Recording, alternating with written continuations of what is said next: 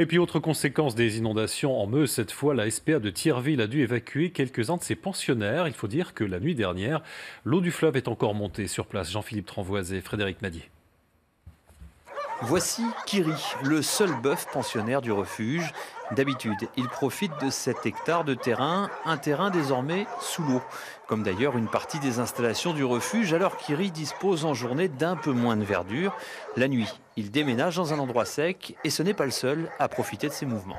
On a dû évacuer une partie du refuge, une vingtaine de chiens qui ont été mis dans des locaux de fourrière prêtés par la commune, également redispatchés sur les familles d'accueil, les salariés, les bénévoles, enfin tous ceux qui ont pu prendre des animaux.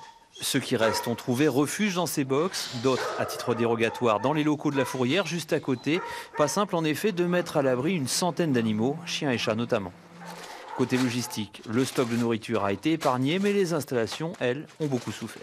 On a eu de gros dégâts, donc tout est sous l'eau, le matériel pour les animaux, les chauffages, etc. Comme d'habitude, étant donné qu'on vit essentiellement de la charité publique, il y a eu quand même de gros dégâts dans un bâtiment, donc tous les dons seront les bienvenus. En attendant la décrue et le retour à la normale, bénévoles et directions du refuge sont à l'œuvre pour déstresser tous ces animaux. Mais ils restent inquiets, y compris pour l'avenir. À l'heure actuelle, il n'existe aucune solution de repli en cas de crue majeure de la Meuse.